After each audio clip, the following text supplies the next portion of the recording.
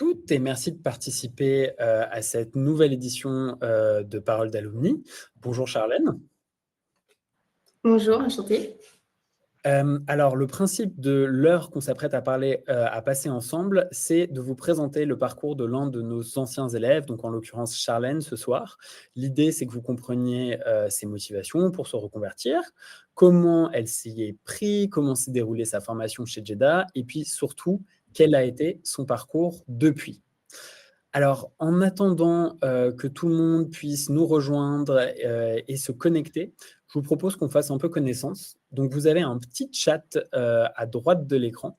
Et dans ce chat, vous pouvez nous dire bonjour, mais vous pouvez aussi nous dire d'où vous regardez cet événement et surtout indiquer si vous êtes en alumni, si vous êtes actuellement élève chez Jeddah ou si vous réfléchissez à suivre l'une de nos formations.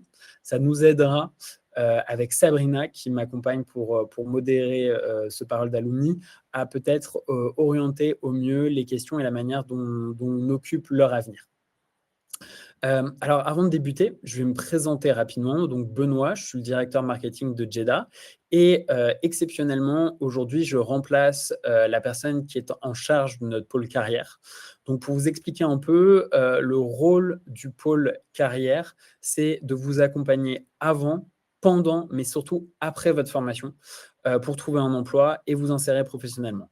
Et donc, dans les actions que va réaliser le pôle carrière, il y a bien sûr des grands classiques comme le partage d'offres d'emploi, mais il y a la possibilité de réaliser des coachings individuels, c'est quelque chose qui aide énormément nos élèves, et puis aussi de nombreux événements, donc des événements pour faire intervenir d'anciens alumni, comme les paroles d'alumni, mais aussi des événements pour faire intervenir des entreprises dans les cours chez Jeddah. Alors, je vais vous expliquer un peu plus comment on va occuper cette heure à venir. Donc, l'idée, c'est vraiment de vous permettre de découvrir le parcours de Charlène et de lui poser toutes les questions que vous pouvez avoir. Alors, on va découper cette heure en 4 parties. On va d'abord discuter un peu de ta vie pro, Charlène, avant ta reconversion et qu'est-ce qui t'a poussé à te reconvertir. Puis ensuite, on va parler à proprement parler de ce moment de reconversion, donc de ta formation chez Jeddah. Et ça sera aussi un super moment pour partager un peu des tips à nos futurs élèves et à nos élèves actuels. Et puis, on consacrera plus de temps aux 2 dernières parties parce qu'on sait que vraiment, c'est le cœur du sujet. Donc, tu vas nous expliquer comment tu as pu décrocher ton premier CDI, comment tu t'y es pris. Et puis, tu nous parleras ensuite des expériences que tu as eues depuis et aussi des perspectives d'évolution sur ton poste actuellement. Alors, avant que je te laisse la parole et qu'on débute, surtout, l'idée, c'est que ce soit le plus interactif possible. Donc, surtout, posez vos questions dans le chat. Alors, forcément, s'il y a beaucoup de questions, on ne pourra pas répondre à toutes, mais on va vraiment s'efforcer à répondre à un maximum de questions. Il y aura peut-être aussi parfois, on attendra un peu plus tard pour y répondre. Et surtout, Sabrina, qui modère le chat, pourra également vous envoyer des petits éléments si elle peut ou nous aider pour y répondre si vous avez beaucoup de questions. Mais voilà, l'idée, c'est que ce soit le plus interactif possible. Écoute, Charlène, j'ai fini cette grande introduction. Donc, je te laisse la parole déjà peut-être pour te présenter en quelques mots. Yes, avec plaisir. Moi, c'est Charlène. Donc, j'ai 32 ans. Je suis alumni Jeddah sur la formation Data Scientist Full Stack, qui est maintenant, je crois, renommée IA Full Stack.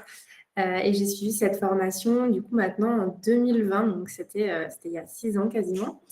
Et à la suite de ça, donc, je vous raconterai un peu plus dans le détail après, mais maintenant, du coup, je suis manager data scientist au sein d'un cabinet de conseil à Paris qui, du coup, est spécialisé dans la data, voilà, de bout en bout.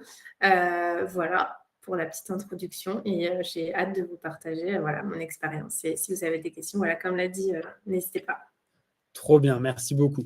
Écoute, je pense qu'on peut se lancer et l'idée, c'est de comprendre déjà quel a été ton parcours avant ta formation chez Jeddah. Alors, on a fait une petite slide où on a expliqué dans les grandes lignes quel parcours tu as eu avant. Est-ce que tu peux nous en parler un peu et nous, peut-être en commençant par quelles études tu as faites et quels ont été tes premiers boulots après tes études? Ouais, carrément.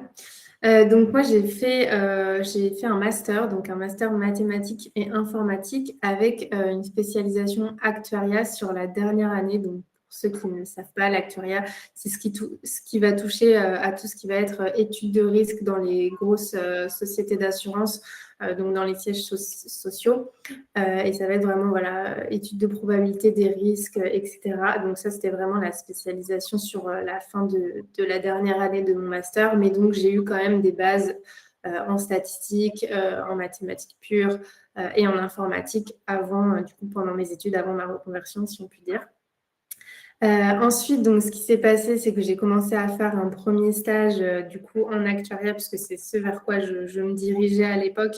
Et en fait, j'ai commencé mon stage M1 avec un stage voilà, en actuariat dans une assurance.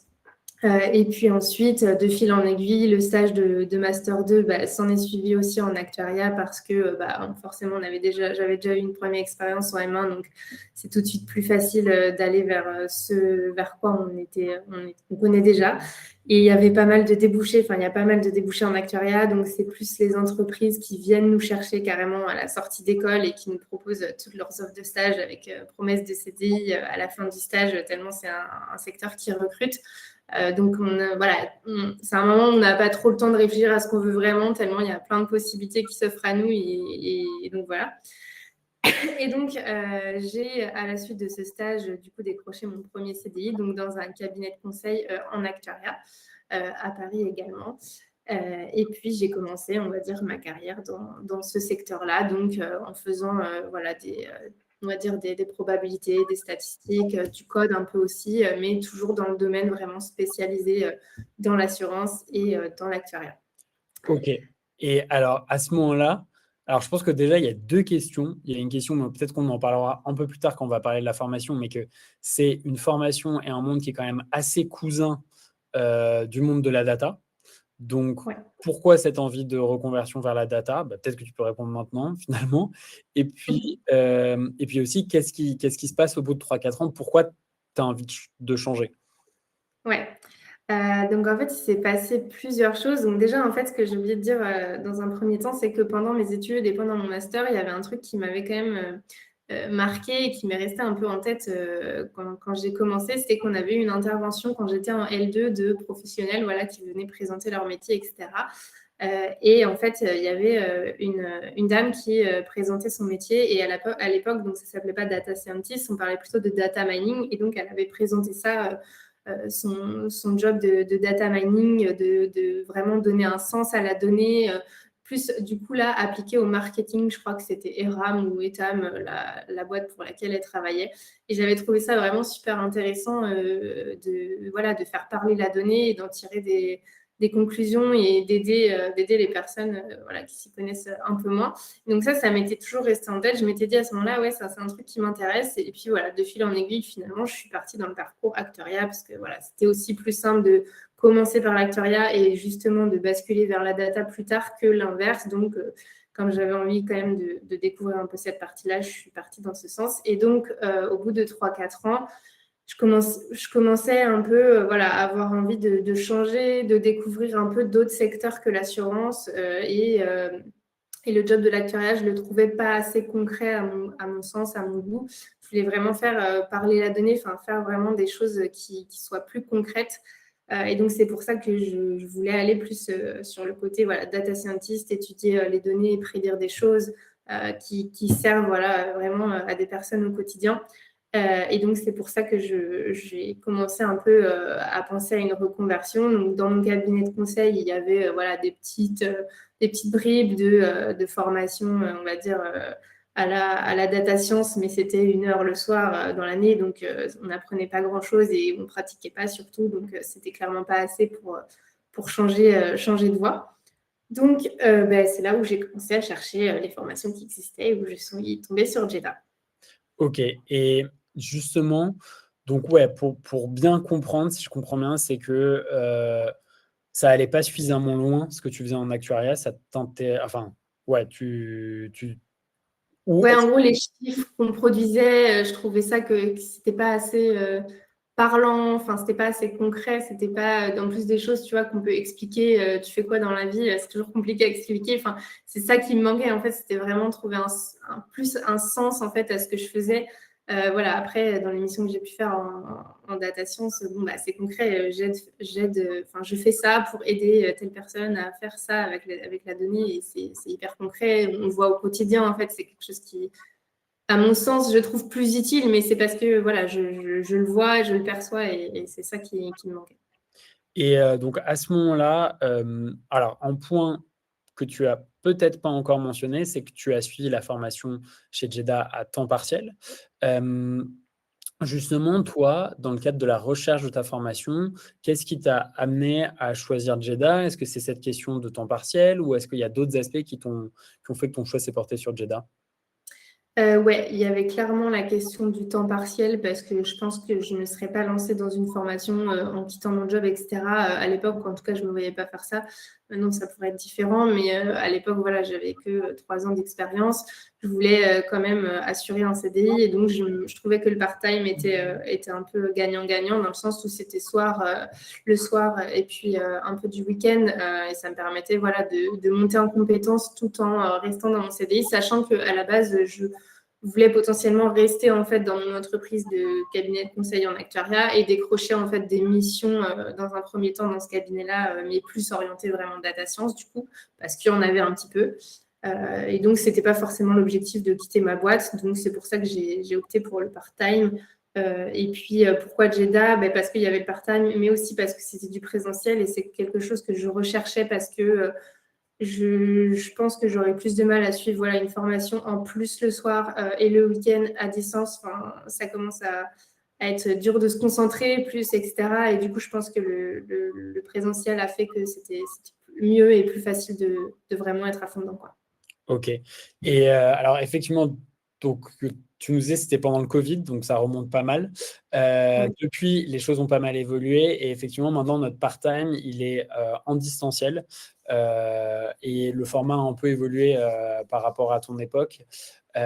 Mais ok. Et donc justement, une question que j'avais, c'est tu disais que tu voulais rester au sein de ta boîte. Est-ce que à ce moment-là, tu avais pu convaincre ta boîte de t'aider financièrement pour poursuivre cette formation? Ouais, tout à fait. La boîte avait réglé la formation, donc je leur en avais parlé, et ils trouvaient ça pertinent que je puisse suivre la formation. Donc ouais, ils m'avaient carrément aidé financièrement à ce niveau-là. Et donc, juste pour répondre à une question d'Ingrid qui demande comment se passe le temps partiel maintenant. Donc, le temps partiel maintenant se déroule avec des masterclass qui ont lieu le samedi à distance et en apprentissage à la demande le reste du temps. Donc, en gros, il faut travailler environ 2 heures par jour sur vos supports de cours et un samedi sur deux, vous aurez une masterclass où là, vous interagissez avec un enseignant pour refaire les parties du cours que vous souhaitez refaire, faire des exercices. Et également, vous avez accès tous les jours de 17h à 19h à des teacher assistants pour répondre à toutes les questions que vous pouvez avoir. Donc, je faisais ce petit aparté, vu que ça avait un peu changé par rapport à ton époque, Charlène. Alors, parlons maintenant de comment s'est déroulée ta formation chez Jeddah. Toi, quel est le souvenir que tu gardes de cette formation? Comment ça s'était passé globalement? Franchement, ça s'est super bien passé. J'en garde un souvenir, enfin un très bon souvenir. Voilà, le fait que ce soit en présentiel aussi, ça m'avait beaucoup plu parce qu'il y avait vraiment une cohésion aussi d'équipe, entre guillemets, entre je sais pas comment on peut dire, les apprenants, ceux qui suivaient la formation. Il y avait pas mal d'échanges, comme une petite communauté, on va dire. Donc ça, c'était vraiment cool. Les teacher assistants, c'était aussi très sympa. Ils nous aidaient vraiment quand on avait besoin. Et puis, je parlais du présentiel, mais j'ai quand même suivi quelques cours à distance parce qu'il y avait le Covid. Donc, au début, c'était à distance. Et ça s'est très bien fait quand même aussi à distance. Voilà, tout s'est bien déroulé. On arrivait à suivre. Il y avait pas de problème. Et ce que j'ai bien aimé aussi, c'est vraiment que c'était très orienté application, projet. Concret, quoi. C'était pas que de la théorie, et ça fait beaucoup aussi quand on est à distance, d'autant plus. Mais c'était cool. Est-ce que c'est marrant parce que justement, on nous parle souvent, une question qu'on nous pose souvent, c'est est-ce que je ne devrais pas faire une formation de type licence, master dans ces domaines-là? Toi qui as fait une formation, alors cousine un peu dans l'actuariat, est-ce que tu as vu la différence justement entre la place de la théorie et de la pratique entre ton master et la formation chez Jeddah? Alors nous, notre master, c'est un peu spécifique parce qu'il était aussi comparé à d'autres écoles très, très orientées projet. Donc, la différence, elle va être moindre. Mais à l'issue de notre formation donc en master, ce qui nous valorisait au sein des entreprises, c'était clairement les projets sur lesquels on avait pu travailler. Donc, en fait, ça va se rejoindre avec la formation de Jeddah sur ce point. Mais là, vraiment, je pense qu'entre une licence classique, vraiment fac, etc., et Jeddah, oui, c'est sûr que ce sera plus, je pense, orienté projet. Et même, là, en fait, sur la fin de formation de Jeddah, c'était à nous de trouver notre projet. Donc, c'était d'autant plus pertinent, comment dirais-je, de choisir un projet qui va être pertinent avec ce vers quoi on veut aller après. Voilà, si on a un domaine de prédilection particulier, si on veut plus aller, je ne sais pas moi, dans la biostat, la médecine, etc., on peut orienter son projet vers là pour que ce soit ensuite valorisé quand on va envoyer notre CV pendant notre recherche d'emploi. Moi, c'était très généraliste, donc j'ai pris un projet comme je le souhaitais parce que je souhaitais rester dans mon cabinet dans un premier temps, mais c'est quelque chose qui peut être travaillé et tout ce qu'on peut travailler en termes de projet chez Jeddah, ça peut être orienté directement vers quoi on veut aller après. Donc, c'est ça qui est intéressant, je pense, par rapport à une formation lambda qui peut être licence ou master, quoi. Alors, je vois les questions dans le chat et donc je rebondis un peu dessus. Effectivement, une des premières questions qu'on avait, c'était quelle formation exactement tu as suivie? Et comme on le disait il y a quelques minutes, toi, tu as suivi une formation qui, à l'époque, s'appelait Data Science Full Stack et qui, depuis, a été renommée IA Full Stack. Donc, parce que pour vous expliquer, effectivement, l'IA est au cœur de la data science et donc l'idée, c'est qu'on a choisi pour que ce soit plus clair pour nos apprenants de renommer ce parcours data science IA pour que les élèves qui sont intéressés par ce domaine-là, par créer des modèles de machine learning, des LLM, faire du deep learning, vraiment comprennent que c'est dans le domaine IA qu'il faut aller. Et le domaine data, pour le coup, là, on est vraiment sur de l'analyse de données pure, avec peut-être un peu de prédiction, mais vraiment les métiers de data analyst et analytics engineer. Alors que sur l'IA, on est plutôt sur data scientist, AI engineer, etc. Et alors, une question qu'on a, c'est quels sont les prérequis? Car la formation initiale de Charlène semble être très scientifique. Et effectivement, tu as une formation initiale qui est extrêmement scientifique. Avant de répondre à cette question sur les prérequis et d'expliquer notre système de formation par niveau, est-ce que dans ta promo, tout le monde avait un parcours scientifique comme toi? Non, non, pas du tout. Je pense que j'ai plus de souvenirs, mais je pense une des seules à avoir ce parcours vraiment.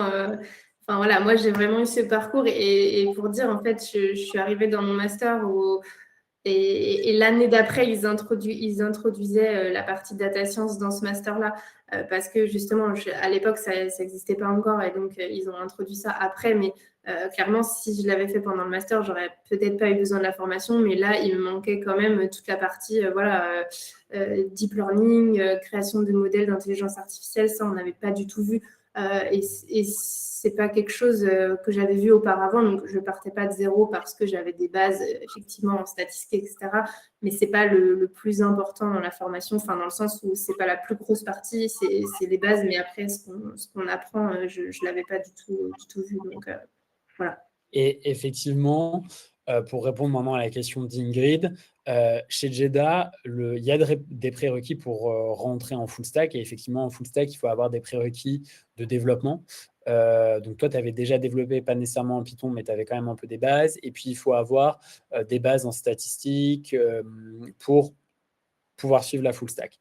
Et pour que nos formations soient le plus accessibles possible, chez Jeddah, le choix qu'on a fait, c'est justement de systématiquement avoir ce niveau débutant que vous pouvez voir là. Et en fait, ce niveau débutant, il faut vraiment le voir comme une formation de mise à niveau. Donc, si justement vous n'avez pas ce parcours scientifique qu'avait Charlène, vous suivez le niveau débutant et ensuite vous pourrez enchaîner sur la full stack. Alors, bien sûr, après, il faut être complètement conscient que j'imagine, moi, une des questions que j'allais te poser, c'est faire une formation comme celle-ci comme une formation full stack en parallèle du travail, c'est très difficile. ça demande beaucoup d'implication. Et j'imagine que toi, vu que tu avais quand même quelques bases, tu as peut-être dû être un peu avantagé, tu étais un peu plus, pas tranquille, mais OK que quelqu'un qui on a eu vraiment des parcours de gens qui viennent du marketing, qui viennent de la finance, mais aussi parfois, on a eu des gens qui étaient VTC, on a eu quelqu'un qui était boulanger précédemment. Donc voilà, il y a vraiment des parcours très divers. Mais tu ne vas pas avoir la même aisance peut-être au départ, ça va demander plus de travail et on n'arrivera pas au même niveau ensuite. Toi, justement, Charlène, quel conseil tu aurais à donner aux personnes qui suivent la formation actuellement? Les conseils, c'est vraiment travailler vos projets au max parce que c'est vraiment ça qui compte, je trouve, maintenant, d'autant plus dans la recherche après d'emploi que vous pouvez avoir. Donc, maîtrisez vos projets, sachez aussi bien les expliquer parce que là, on parle dans la formation, c'était il y a longtemps, mais de mémoire, on parle pas mal de, voilà, de comment on code, on apprend vraiment à coder, à monter des modèles, à travailler la donnée, etc. Ce qui va être important aussi en entreprise après, c'est de vulgariser et de savoir expliquer ce qu'on a fait aux équipes métiers, à des personnes qui ne connaissent pas du tout la data. Donc, l'avantage quand on part de zéro, entre guillemets, ou quand on apprend quand on commence une formation et qu'on apprend, c'est qu'on se rappelle du niveau qu'on avait. Et donc, on peut parler avec des mots plus simples après aux équipes métiers. Je sais que moi, ça m'a pas mal aidé. Donc, ouais, ce serait ça, on conseille vraiment, sachez expliquer avec des mots simples ce que vous faites à soit les recruteurs, soit à des équipes métiers. Et puis, travailler vos projets pour que ce soit pertinent avec ce que vous voulez faire par la suite, puisque ça va être ce qui va être mis en avant dans votre CV, et ça va être votre atout, on va dire. Ça va être ce qui va vous distinguer aussi pendant la formation de quelqu'un d'autre, où voilà, le projet il est vraiment personnel. À l'époque, il était en binôme. Je ne sais pas maintenant s'il y a un projet final, etc. Mais en tout cas, ça compte. Tout à fait, il y a toujours des projets finaux et l'idée, on va peut-être en parler avec des élèves actuels qui sont en pleine formation s'ils ont des questions là-dessus. Mais l'idée, effectivement, c'est plutôt de les faire en groupe toujours parce qu'un projet en IA, un projet en data science, ça peut être très vaste. Donc, pour aller le plus loin possible et faire des trucs intéressants, on conseille toujours de constituer des groupes plutôt que de faire ça seul. Je profite parce qu'on n'a pas toujours la possibilité d'interroger pendant ces paroles d'alumni des personnes qui ont suivi la formation à temps partiel, parce que c'est vrai que la majorité de nos élèves la suivent à temps complet quand même. Comment tu as fait un peu face au challenge de la formation à temps partiel et notamment à l'époque, comment tu faisais pour t'organiser? Est-ce que tu travaillais un peu tous les jours pendant ta pause déj ou est-ce que tu travaillais le soir ou au contraire, je travaillais que le week-end? Donc, nous, on avait les cours le lundi soir de 18 à 21, quelque chose comme ça. Et après, je crois que les samedis, c'était du 10h, 16h. Donc, ce que je faisais, moi, c'est que déjà, je suivais tous les cours. Je crois que j'en ai manqué aucun. Voilà. Ce qu'il faut, c'est voilà, garder en tête, c'est vraiment de la rigueur et de la détermination. C'est vraiment louper aucun cours parce qu'après, tu peux vite facilement décrocher si tu loupes une étape ou rattraper à la limite si vraiment il n'y a pas le choix. Mais vraiment, voilà, garder toutes les étapes et puis travailler d'un cours à l'autre si c'est possible, effectivement. Donc, moi, ce que je faisais, c'est que globalement, on avait un cours le samedi, donc il fallait reprendre le lundi. Donc, de mémoire, je pense que je travaillais un peu le dimanche pour continuer les cours, pour être prête pour les exercices du lundi, par exemple. Mais oui, je travaillais un peu plus. Donc, globalement, je crois que j'essayais de caser plutôt sur les midis pour quand même garder mes soirées. Et en s'organisant bien, voilà, on peut tout à fait faire ça en part-time. Qu'est-ce que je voulais dire d'autre par rapport à ça? Oui, et après, donc au moment de la fin de la formation, c'est toujours un peu plus le rush pour le coup parce que voilà, on doit finir le projet final, etc. Travailler avec quelqu'un d'autre qui n'est pas forcément dispo sur les mêmes temps horaires, etc. Donc là, oui, on a mis en tout cas notre binôme plus un coup de rush sur la fin, mais voilà, on parle de peut-être 3-4 semaines où là, on se met vraiment à fond. Dès qu'on a du temps, on essaye de s'appeler, etc. pour pouvoir avancer au maximum, quoi. Ok. Et justement, est-ce que maintenant, quand tu y repenses, il y a eu tu as eu des petits moments de doute et comment tu les as affrontés si tu en as eu? ou est-ce que c'était toujours, tu fonçais et tout allait bien? Honnêtement, j'ai pas trop eu de moments de doute. Les moments de doute, c'est plus que j'ai commencé pendant le Covid et voilà, je me suis dit, bon, c'est vrai que si c'est 6 mois à distance, ça va être peut-être un peu plus compliqué, mais bon, finalement, on a pu quand même avoir des dérogations, etc. Donc ça a été, et mis à part ça, non, après globalement, ça a été, je suis quelqu'un d'assez scolaire aussi, donc je pense que ça a aidé, mais non, ça a été, il n'y a pas eu trop de complications. Effectivement, il y a des soirs où bah, ton code ne tourne pas, tu dois débugger et ça te prend la tête, mais ça, c'est un peu comme tout, quoi. Donc voilà. Oui, et ça apprend le métier. Ça apprend le C'est ça. métier, le métier qui rentre. Exactement. Ça arrive aussi dans la vraie vie. Ça arrive aussi par la suite, une fois en poste. Justement, ça fait une très bonne transition vers la suite. Donc, toi, ton projet initialement, c'était d'évoluer petit à petit vers des missions de data science dans Ouais, l'entreprise qui t'avait financé la formation. Qu'est-ce qui c'est s'est ça. passé une fois que tu as terminé ta formation? Ce qui s'est passé, donc j'ai terminé ma formation et chose qui est bien tombée, c'est que c'était la fin de ma mission chez un client chez lequel je suis restée 2 ans. Donc ça s'est terminé parce que voilà, j'avais envie de voir autre chose, etc. Et ça tombait la fin pile au moment où en gros, j'avais terminé quasiment la formation. Donc moi, ce que j'avais dit à mon cadre de conseil, c'est que voilà, je leur avais dit, je veux maintenant que la prochaine mission, ça soit une mission en relation avec la data science parce que bah, dans ma tête, voilà, je l'aurais pas dit comme ça, mais dans ma tête, j'ai pas fait 6 mois soirée week-end pour rien. Donc en gros, voilà, si la prochaine mission où il y avait un futur qui se rapprochait pas trop de la data, j'allais commencer effectivement à regarder ce qui se faisait ailleurs. Bon, ils ont essayé de trouver une mission data, mais c'est vrai que dans l'actuariat, c'est pas forcément facile déjà parce qu'il y avait très peu de missions et que en plus le secteur donc bancaire assurance, c'était à l'époque assez fermé à tout ce qui va être modèle de machine learning, etc. Parce que c'était des black box. Donc, pas d'explicabilité, pas trop d'interprétabilité sur des données qui sont financières, qui doivent être reportées aux autorités des marchés financiers, etc. Donc, c'était un peu une aversion encore un peu à la data à ce niveau-là. Donc, il y avait très peu de missions. Et puis, du coup, il fallait que ça matche avec la dispo que j'avais à ce moment-là. Et on ne pouvait pas me laisser non plus en intercontrat pendant une durée indéterminée. Donc, malheureusement, ils n'ont pas trouvé de mission à ce moment-là pour moi. Donc, j'ai commencé à chercher ailleurs, du coup. Ok. Et donc, est-ce que tu as repris une mission en cherchant ou tu es vraiment resté en intercontrat? Enfin, comment s'est passé Oui, justement ta... oui, en gros, ils m'ont reproposé une mission donc, qui était sur Python. Donc, je pouvais au moins mettre en pratique les compétences que j'avais acquises pendant la formation. Mais ce n'était pas du tout de la modélisation machine learning. C'était voilà, une autre mission pour un autre acteur où il fallait transposer un modèle qui existait non pas en SAS, mais dans un autre langage spécifique à l'actuariat. Il fallait le mettre en Python. Donc, c'était un POC. Donc, j'ai fait ça, mais je savais que voilà, après, je commence à regarder ailleurs parce que ça allait être compliqué. En fait, je savais que ça allait être compliqué d'avoir une mission dans ce cabinet en data science. Et alors justement, comment s'est passée la recherche? Comment tu as fait pour trouver ton premier véritable poste en data science? Yes, alors déjà, j'ai extrêmement travaillé mon CV. Donc, mon CV, je l'avais organisé à l'époque comme une première page d'un CV classique, présentation.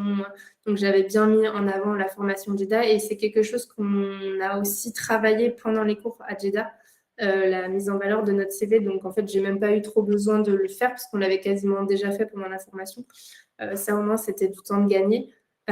Et donc, il y avait une première page CV classique, on va dire, avec vraiment une mise en avant de la formation, avec tout ce qu'on avait appris, les mots-clés, etc., qui parlent aux recruteurs.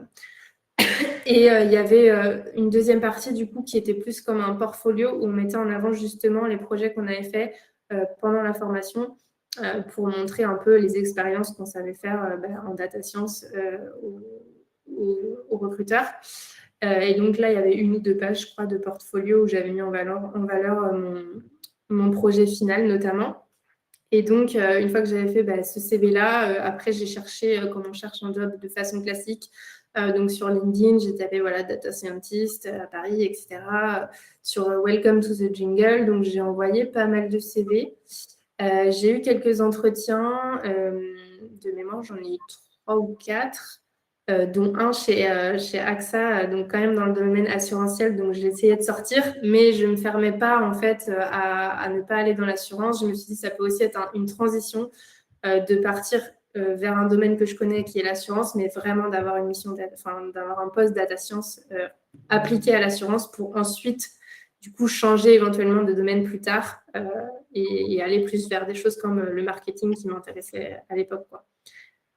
Ouais, parce qu'effectivement, souvent, nous, ce qu'on constate chez nos élèves qui se reconvertissent, c'est que leur ancien secteur et leurs anciennes expériences peuvent vraiment être des tremplins euh, pour leur reconversion.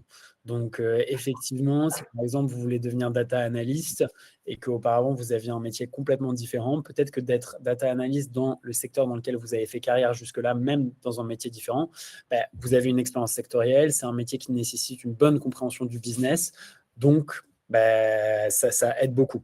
Donc effectivement, c'est souvent quelque chose qu'on observe. Et donc finalement, comment tu t'es pris une fois que tu avais ces différents entretiens? Ensuite, du coup, j'ai eu un entretien donc, avec mon cabinet actuel, qui est donc Avisia, cabinet en data. Et puis, du coup, pour un entretien classique, honnêtement, présentation à la RH, 15 minutes par téléphone, qui ensuite m'a dit de faire un entretien plutôt technique avec un manager. Donc, j'ai rencontré le manager, ça a duré 1 heure. J'ai eu des petites questions sur les bases de la data science, expliquer un XGBoost, expliquer un Random Forest. C'était des questions plus techniques, mais à l'oral. Je sais que maintenant, on fait passer aussi des tests techniques, nous, pour recruter. Donc, c'est des tests qui vont être du SQL, du Python. Voir si la personne sait coder, globalement, vérifier les bases, on va dire. Et puis, donc, après, une fois que j'avais fait cet entretien manager, j'avais un entretien avec le directeur. Et puis, ça a été vite. Après, en fait, j'ai eu de la chance. Je ne sais pas si c'est de la chance, mais en tout cas, le projet final que j'avais fait a beaucoup parlé à mon directeur parce que c'est un projet qu'ils avaient fait, eux, en interne.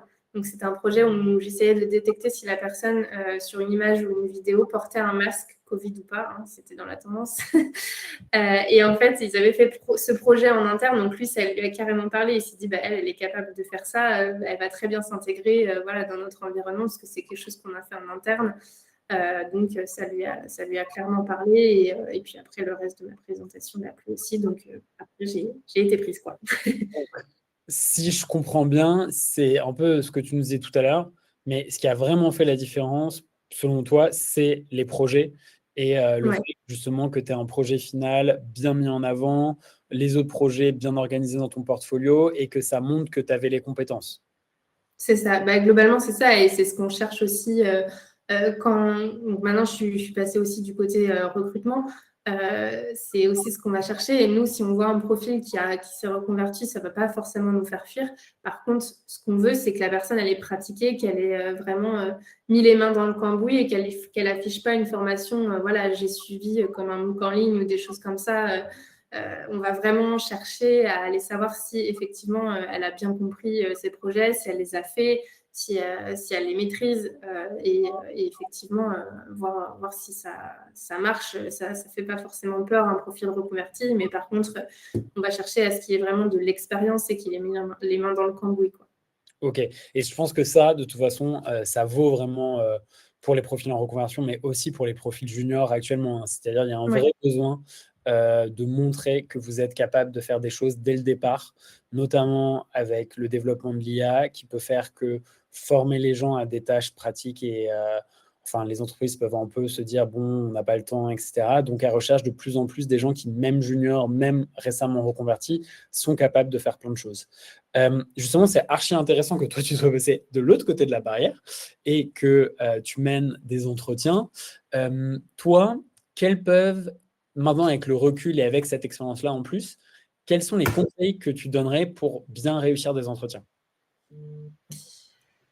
Les conseils que je peux donner pour bien réussir un entretien, effectivement, être clair dans ses explications, ne pas se perdre dans le fil de sa présentation, de ses projets, etc. Savoir vraiment bien structurer l'ordre dans lequel on va présenter une expérience ou un projet. Euh, savoir synthétiser, savoir vulgariser, vraiment, ça va être ça ce qui va être le plus important. Garder une cohérence dans la présentation du projet. Donc voilà, j'ai fait ce projet dans le but de faire ça. Pour faire ça, j'ai utilisé telle data. Mes étapes à suivre, c'était ça, ça, ça. Et les résultats que j'ai obtenus, c'était ça. Les améliorations que j'aurais pu faire ou les limites qu'on a vues, c'était ça, ça, ça. Voilà, vraiment garder une cohérence dans la présentation, que ce soit des projets ou même des expériences passées. En fait, nous, on va regarder si, après, on est dans le conseil, donc c'est différent, mais si la personne a bien s'exprimer, si on la comprend facilement, si on n'a pas besoin de lui faire répéter une question parce qu'on n'a pas compris, en fait, le but de son projet ou comment elle s'y est prise pour réussir ce projet-là. Voilà, vraiment expliquer une expérience de façon fluide, je pense que et montrer qu'on s'exprime, qu'on a bien compris ce qu'on faisait, etc., c'est déjà un grand pas. Donc, le meilleur truc là-dessus, je pense, c'est vraiment de s'entraîner, hein. C'est de Ouais, clairement, ouais. s'entraîner en se brossant les dents. Enfin, non, pas en se brossant les dents, mais devant le miroir. Parce qu'en se brossant les dents, ça peut être compliqué. Mais c'est voilà, de vraiment demander à une IA quelles peuvent être les questions types qu'on me pose et en fait s'entraîner à y répondre. Ouais. Il ne faut pas avoir des réponses par cœur, mais il faut avoir des éléments de réponse et naviguer entre ces éléments de réponse assez naturellement. Et ce que tu commençais à nous décrire, je pense, c'était un peu une méthode qui est pas mal pour vraiment parler de certaines expériences, qui est la méthode STAR, situation, tâche, action, résultat. Et c'est une très bonne méthode si on a peut-être le reproche après quelques entretiens de ne pas être suffisamment synthétique, clair. Ça peut être une très bonne méthode à essayer d'appliquer de manière très précise pour améliorer la manière dont on répond aux questions et dont on présente certaines expériences. Et est-ce que toi, justement, déjà, est-ce que tu as peut-être d'autres conseils que la clarté sur les entretiens? Ouais, non, et comme tu disais, c'est vrai que j'ai pas pensé, mais s'entraîner, je pense que j'ai dû m'entraîner des dizaines de fois avant de passer le vrai entretien. Après, je suis une stressée de la vie, mais voilà, je répétais à mes parents, à mon copain, etc., pour vraiment rôder un peu le discours que je pouvais avoir. Donc, ouais, s'entraîner, et effectivement, comme tu disais, ne pas trop, comment dirais-je, aller en profondeur dans chaque projet quand on nous demande de détailler nos expériences. C'est plus, voilà, dire j'ai fait ça, ça, ça comme projet. Si vous voulez, je peux rentrer dans les détails et après on voit si la personne elle veut qu'on explique en profondeur ou pas. Mais d'abord avoir une overview, ça peut être pas mal. Oui, je pense Voilà. qu'il y a un point qui est peut-être qui est un très bon conseil qu'on peut donner, c'est la question, moi que j'appellerais du bruit. C'est vrai que on a envie de tout dire, sauf que la Mm. personne en face, il y a qu'un nombre limité d'informations qu'elle peut retenir. Et en fait, ça vaut autant pendant l'entretien que dans le CV. Si on met trop d'informations, si on fait passer trop d'informations, la personne, elle va pas retenir nécessairement ce qu'il faut et la candidature va pas être en succès. Donc vraiment, nous, parfois, le conseil qu'on donne, par exemple, au niveau du CV, c'est d'avoir plusieurs versions différentes de votre CV selon le poste auquel vous candidatez. Comme ça, vous mettez vraiment en avant exactement ce que le recruteur cherche. Et moi, c'est le même conseil que je donne toujours à mes amis, par exemple, qui passent des entretiens, c'est de ne pas hésiter à ne pas mentionner certaines parties d'une expérience ou certaines expériences pendant un entretien pour simplifier un peu votre parcours.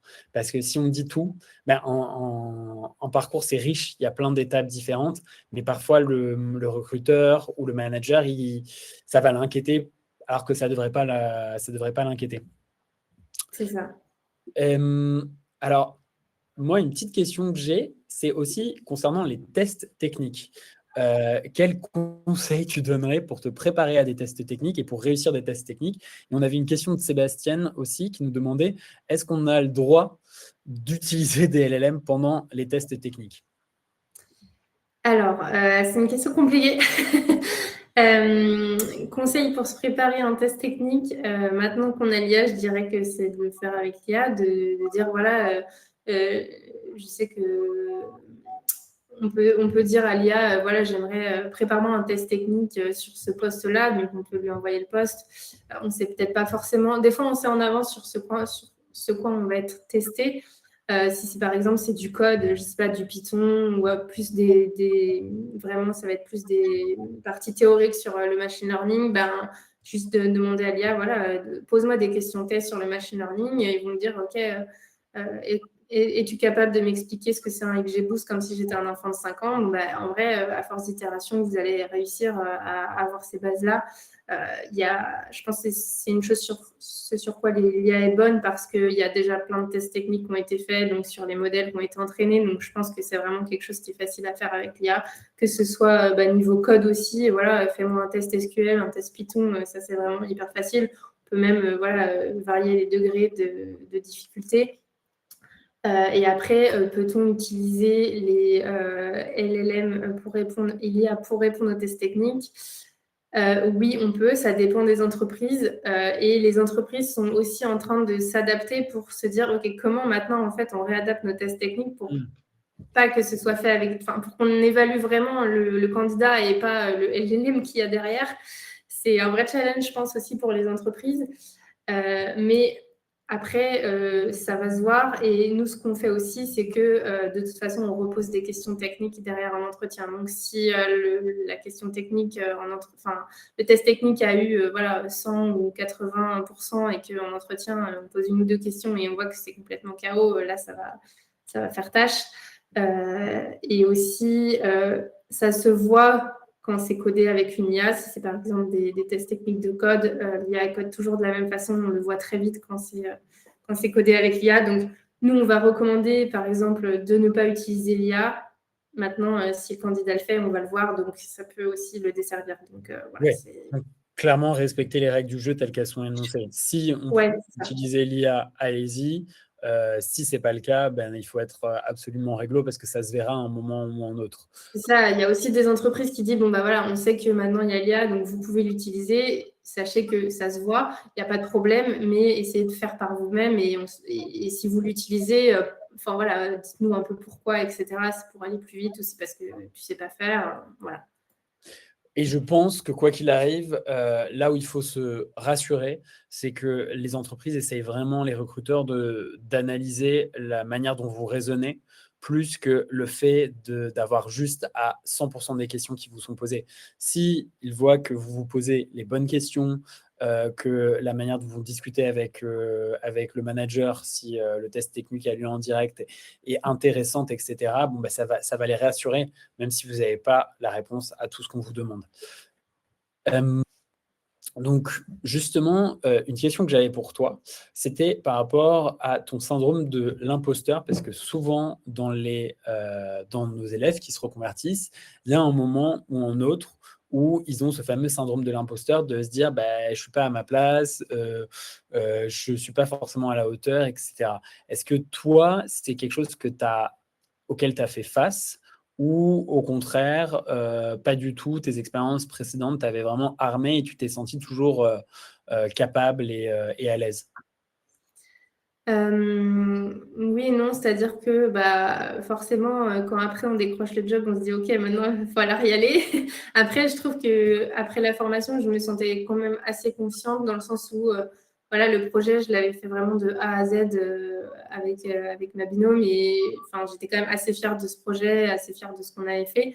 Donc c'est quelque chose qui quand même rassurait. Du coup, je me disais, si je suis capable de faire ça, c'est déjà bien. Et après, donc une fois que j'ai été à Visa, il a fallu me trouver une première mission. Et donc, c'est vrai que là aussi, en fait, c'est le rôle du cabinet de conseil une fois qu'il a recruté un profil en reconversion, du coup, le replacer chez des clients, c'est un peu comme replacer un CV chez des boîtes. C'est-à-dire qu'il faut aussi qu'elle sélectionne le CV pour pouvoir faire confiance et se dire, OK, je prends cette personne sur ce projet. Donc, c'était aussi un challenge. Et en fait, du coup, je suis arrivée sur un projet chez Louis Vuitton, où la personne connaissait l'Actuariat, elle n'avait pas du tout peur d'un profil en reconversion, etc. Donc, c'est passé nickel. Et puis le sujet sur lequel je suis arrivée, donc c'était un sujet, on va dire, plutôt junior. Et du coup, c'était un projet qui était déjà en route et qu'il fallait améliorer. Donc, en fait, je ne me suis pas trop sentie en tant qu'imposteur parce que il y a eu une bonne passation avec la personne d'avant. Tout s'est vraiment déroulé de façon fluide. J'avais aussi beaucoup de collègues sur lesquels je pouvais compter, qui pouvaient m'aider au début, etc. Donc en vrai, les débuts, ça a été. Est-ce que tu penses justement que d'être dans une structure où tu as beaucoup de collègues dont tu peux apprendre, ça t'a aidé aussi à continuer à monter en compétences après la formation? Ouais, ça c'est sûr que de toute manière, quand on est en cabinet de conseil, je pense, dans n'importe quel domaine, ça aide à monter en compétences, dans le sens, on apprend toujours, on peut toujours apprendre, en tout cas si on le souhaite en interne, il y a plein de ressources. Et je pense que c'est valable pour tous les cabinets de conseil. Est-ce qu'on apprend plus qu'en interne? Je sais pas, mais en tout cas, on voit plus de choses différentes, je pense. Et après, effectivement, on a toujours des collègues qu'on peut appeler auxquels j'arrive pas à faire ça. Est-ce que sur ma mission, est-ce que toi, tu as déjà fait ça dans un autre truc? Tu peux m'aider et il y a toujours de l'entraide. Donc ça, c'était aussi rassurant pour moi. Et comme j'étais dans le conseil avant, voilà, je connaissais la structure, donc ça me changeait pas trop finalement de structure et ça me gardait quand même quelque chose que je connaissais, même si c'était pas le même cabinet, quoi. Ouais, les missions, compétences changeaient, mais c'était un peu le même mode Le de même fonctionnement. travail, le Ouais, même type exactement. d'entreprise et de fonctionnement. C'est ça. Et Exactement. est-ce que tu as continué, enfin, est-ce que tu as continué à un peu regarder tes cours dans Julie pendant longtemps ou comment ça s'est passé une fois que tu avais suivi la formation? Au tout début, je regardais un peu les notebooks que j'avais pu faire, voilà, pour retrouver 2-3 bouts de code. Mais honnêtement, après, j'ai vraiment travaillé sur le code dans la mission qui était déjà fait et que j'améliorais. Donc, ça m'est arrivé d'aller chercher deux, trois choses, effectivement, mais j'ai vite abandonné, on va dire, parce qu'après, j'étais directement dans le projet et je n'avais pas forcément besoin d'aller chercher plus loin, quoi. Ok. Alors justement, donc ça, c'était il y a un certain. Ouais, c'était vraiment le tout début de Julie, je pense, hein. Oui, c'était tout le début de Julie. Mais donc, c'était il y a un certain temps que tu as rejoint cette entreprise. Comment ça s'est déroulé une fois que tu es rentré dans cette entreprise en tant que data scientist? Comment tu as évolué? Qu'est-ce qui s'est passé depuis? Ouais, du coup, j'ai eu un parcours qui a évolué vraiment très rapidement parce que je suis passée manager au bout de, je crois, à peine 6 mois. Donc, ce qu'on entend manager chez Avisia, c'est pas exactement ce qu'on entend manager chez d'autres entreprises. Nous, c'est vraiment la partie coaching RH, enfin limite RH, dans le sens où voilà, on va recruter notre équipe. Donc, voilà, faire les entretiens, recruter les bonnes personnes, etc. Et derrière, on va voilà, trouver la bonne mission pour la personne qu'on a recrutée. Donc, matcher son CV avec les opportunités qu'on peut avoir. Et puis, on va vraiment l'accompagner dans sa carrière, entre guillemets, dans le sens, voilà, on va s'apercevoir qu'il a plus envie de suivre telle ou telle voie. On va essayer de lui proposer des contenus en interne qui peuvent le faire monter en compétence dans cette voie-là. On va faire après toute la partie aussi augmentation, etc. Donc, c'est vraiment un suivi de carrière, mais ce n'est pas un management de proximité dans la mission. Je ne vais pas être sur leur projet à suivre et à dire qu'est-ce qu'il faut corriger, etc. Donc, ça, c'est vraiment plus l'aide au global qu'on peut avoir. Voilà, s'ils sont en difficulté sur un point, je peux les aider ponctuellement, mais c'est vraiment plus le suivi et un coaching global qu'on peut avoir. Donc, ça, c'était au bout de 6 mois à peine. Et après, j'ai pris des responsabilités qui sont plus ou moins différentes. Je me suis pas mal intéressée au RSE dans l'entreprise. Donc, c'est tout ce qui va être sécurité, environnement et social. Et donc, j'ai commencé à faire évoluer, on va dire, Avisia sur ces sujets-là. Donc, j'avais voilà, du temps dédié en interne pour le RSE. Et aussi, après, du coup, je ne sais plus quand c'était, mais je suis passée dans ce qu'on appelle Business Support Leader. Donc là, ça va être vraiment tout ce qui va être aider les practice leaders. Donc les practice leaders qui sont responsables, on va dire, d'une practice, que ce soit IA, voilà, data, transformation, etc., à répondre aux appels d'offres clients qu'on peut recevoir. Donc là, ça va être vraiment, voilà, on a un appel d'offres qui arrive, il faut envoyer une réponse. Et donc moi, j'aide sur ces sujets-là, sur cette partie-là. Donc c'est un nouveau rôle aussi qui m'a été confié. Ok. Et en même temps, tu continues à être consultante en data Tout science à sur fait. le projet. Ouais, ouais, c'est ça. 90% du temps, je suis consultante data science. Et alors, justement, par rapport au monde de l'actuariat, est-ce que tu es contente du choix que tu as fait et tu as le sentiment d'être d'avoir des secteurs d'activité peut-être qui t'épanouissent plus et des missions qui t'intéressent plus quand tu fais le bilan Ouais, plus tard? ouais, carrément. Bah, du coup, ouais, les premières missions sur lesquelles je suis arrivée, donc comme je disais, je n'étais pas fermée à l'assurance parce que je sais que c'était mon business domaine sur lequel j'étais avant, donc ça allait être plus facile aussi pour le cabinet de conseil de éventuellement me mettre sur des missions assurance, même si je voulais en sortir, ça aurait pu être une première mission. J'ai eu de la chance, je suis arrivée directement en marketing chez Louis Vuitton. Après, j'ai fait du Sephora, du L'Oréal. Donc, je suis vraiment sortie de l'assurance. Donc, ça, c'était cool. Maintenant, je ne serais pas forcément compte d'y retourner, mais en tout cas, je suis contente d'avoir vu autre chose. Et il y a vraiment, en fait, ce qui est cool dans la data, l'IA, etc., c'est qu'on peut vraiment l'appliquer à tous les domaines et à tous les secteurs. Et moi, c'est ça qui me plaît aussi. Et c'est pour ça aussi que je suis dans le conseil, pour voir voilà, vraiment plusieurs facettes, plusieurs domaines, plusieurs champs d'application. Et c'est ça qui me plaît aussi de changer régulièrement. Et donc, voilà. Alors, on a plein de questions d'un coup sur ton travail actuel. Déjà, les questions de Sébastien. À quel point tu fais du Python? Et j'imagine que tu codes au global dans ta journée. Et puis, en termes de modalité de travail, quand tu es dans le conseil, c'est quoi la charge de travail? Combien d'heures par semaine tu travailles? Comment ça s'organise? Ouais. Je fais du Python actuellement dans ma mission, franchement, au moins 50% du temps, pour ne pas dire 70-80, mais ça dépend sur quel outil tu travailles. Là, je travaille sous Python parce qu'ils sont sous Google Cloud Platform, GCP, et que je travaille sous Python directement. Dans ma mission précédente, j'étais sous Dataiku. Donc là, on était plus en SQL, un peu moins en Python, clairement. Donc, si j'avais dû répondre à la question dans ma mission précédente, je pense que j'aurais dit 2%. Ça varie vraiment en fait, d'un acteur à l'autre en fonction de l'outil sur lequel il est. Mais globalement, là, sur cette mission GCP, oui, je pense que je fais du Python 80% de ma journée. Et l'autre question, c'était la charge de travail en cabinet. Là encore, ça dépend en fait surtout de la mission, mais globalement, je fais du 9h à 18h, on va dire, en moyenne. Donc, c'est OK, quoi. Ouais, tout à fait. On a une petite question. Est-ce qu'il y a du SQL dans la formation, la nouvelle formation IA? Oui, tout à fait. Il y a du SQL dans la nouvelle formation IA, comme il y en avait quand elle s'appelait Data Science Full Stack. C'est une question de Julien. Alors, moi, une autre question que j'avais pour toi, c'est justement, en particulier si tu codes beaucoup, quelle place occupent l'IA et les outils d'IA générative dans ton quotidien? Comment ils ont changé ton métier de data scientist? Est-ce que tu accueilles ça positivement, négativement? Est-ce que ça te fait peur? Ou au contraire, tu te dis, bon, bah, chouette, ça m'automatise des tâches que je n'avais pas envie de faire.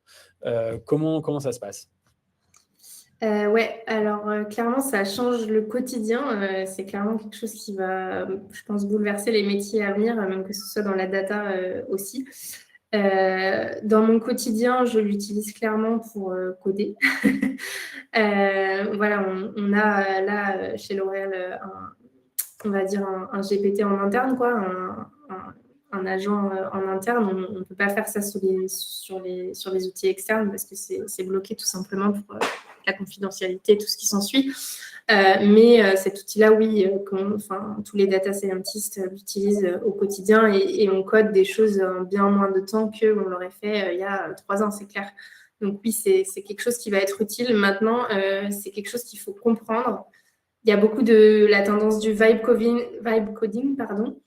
Donc, c'est coder à partir de zéro, juste on ne comprend rien au code, mais l'IA le fait pour nous. Ça, c'est assez dangereux, je trouve. Enfin, en tout cas, on ne peut pas être data scientist avec du vibe coding parce que tout simplement, moi, je sais que l'IA fait des erreurs quand je lui demande de coder des choses. Je le vois et donc, si on ne sait pas relire le code et voir ce qui ne va pas, clairement, ça peut être aussi dangereux, je pense. Donc, c'est utile et il faut avoir ce recul-là de se dire, OK, je relis quand même ce qui a été écrit. Est-ce qu'il n'y a pas une erreur? Je revérifie mes résultats, etc. pour quand même prendre du recul, quoi. Ok, oui, clairement, et c'est pour ça que tu le disais très bien, mais il faut absolument apprendre pendant sa formation à coder et après sa formation à coder, et particulièrement quand Je pense que ça dépend un peu de ce qu'on veut faire, hein. Le vibe coding, ça peut être archi utile pour créer des petites applications, Oui, bien sûr. web, etc. Mais c'est vrai que dans le cadre de l'analyse de données et de la data science, vu qu'on est sur des choses qui sont black box à la base, si soi-même on ne comprend pas aussi ce qu'on code, ça peut vraiment faire des résultats qui ne sont pas vérifiés, vérifiables après. C'est pour ça qu'on incite vraiment nos élèves à apprendre à coder en Python Ouais. correctement avant d'utiliser à fond tous ces outils qui représentent un vrai gain de productivité. Toi, le gain de productivité que tu as dû avoir, tu l'as réalloué sur quoi pour le moment? Qu'est-ce que tu passes peut-être plus de temps à faire qu'auparavant et avant, tu avais moins le temps? Bah, tout simplement, on fait plus de projets. Donc, en fait, on va tout simplement faire plus de features dans les projets. Les projets vont avancer plus vite. Donc, c'est aussi toujours une course un peu à la productivité. On gagne du temps, mais en fait, on le réalloue à autre chose. Donc, dans les années à venir, c'est comme si, je ne sais pas moi, un data analyst classique il y a 2 ans, il faisait une étude, ça allait lui prendre 6 mois. Ben, pendant ces 6 mois-là, maintenant, il va en avoir 10 à faire en parallèle, quoi. Mais il va être aidé avec des outils d'IA qui vont lui prémâcher 10 fois le travail. Et donc, du coup, Et ça va, ça va aller plus vite, quoi. ouais, notamment en data analysis, ça permet d'aller plus vite sur des tâches qui peuvent être un peu ingrates, de nettoyage de la donnée, de préparation de la donnée, Ouais. pour se concentrer plus sur des tâches d'analyse pure ou de discussion, d'échange avec les équipes métiers. Alors, on- l'heure qu'on passe ensemble touche à sa fin. Alors, n'hésitez pas si vous avez des petites questions pour Charlène, pour terminer. Est-ce que toi, Charlène, il y a des points dont tu voulais discuter qu'on n'a pas eu l'occasion d'aborder jusqu'ici? Non, je pense que c'était bon pour moi. Et voilà, n'hésitez pas à poser des dernières questions si vous en avez. Et sinon, c'est tout bon pour moi. Et alors, moi, peut-être une question que j'ai, à ton avis, pour se reconvertir dans la data science, quelles sont les compétences les plus importantes à avoir euh, pour réussir avec ton expérience 6 ans plus tard? Les compétences pour se reconvertir en data science, pour décrocher un job ou pour juste Ouais, pour réussir sa reconversion. Enfin, plutôt pour réussir sa reconversion. ok. Ben, je dirais qu'il faut de la détermination parce que pour se reconvertir, il faut toujours voilà, croire à ce qu'on va faire et ce qu'on va devenir. Donc, je dirais la détermination, de la motivation, voilà, de la rigueur. Et puis pour après, dans la data, il y a quand même les soft skills qui comptent parce que voilà, on va être aussi, on est souvent quand même amené à échanger avec le métier qui, eux, ne comprennent pas le monde de la data ou en tout cas pas comme on le parle nous. Ils voient ça comme des robots et encore plus maintenant quand on parle d'IA générative, etc. Donc, c'est important de pouvoir faire en fait la traduction entre les équipes métiers et la tech. Et donc, voilà, comme je disais au début, je pense que quelqu'un qui se reconvertit, comme il part vraiment en plus de zéro, ben, il a ce chemin-là et donc c'est peut-être plus facile pour lui d'expliquer et d'avoir cette communication-là. Mais c'est important, voilà, quand même de savoir communiquer parce qu'il y aura pas, vous ne resterez pas juste derrière à coder derrière votre PC. Alors ça peut arriver, mais souvent il y a quand même des échanges avec le métier où il faut voilà, échanger, comprendre les besoins, etc., quoi.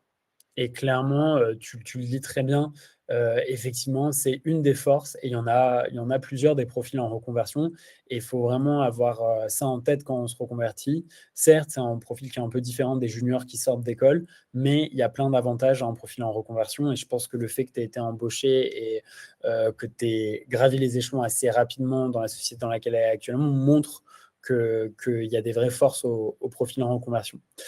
Eh bien, merci beaucoup, en tout cas, Charlène, d'avoir pris le temps ce soir d'échanger avec nous. C'était archi intéressant d'en savoir plus sur ton parcours et je pense que ça a beaucoup aidé les différentes personnes qui ont assisté à cet événement ce soir. Pour les personnes qui ne sont pas encore en formation chez JEDA, je vous ai mis 3 façons de mieux nous connaître. Vous avez notamment, je pense, la possibilité de participer alors ça va pas être jeudi, ça va être un peu plus tôt cette semaine puisqu'il y a des ponts à notre soirée porte ouverte, mais il y a bien une soirée porte ouverte cette semaine. Et puis surtout, on n'en a pas du tout parlé, mais n'hésitez pas à échanger avec notre équipe, parce que notre équipe d'admission, c'est des personnes qui ont l'habitude, elles ont accompagné déjà maintenant plusieurs milliers d'élèves dans leur reconversion et elles ont parlé à plusieurs dizaines de milliers de personnes de leur projet, de leur parcours. Et donc, elles ont vraiment une certaine expérience et elles peuvent vraiment vous aider là-dessus. Voilà, eh bien, écoutez, merci à tous d'avoir participé à cet événement ce soir et à très vite, soit dans nos formations, soit dans nos prochains événements. Merci. Merci à tous.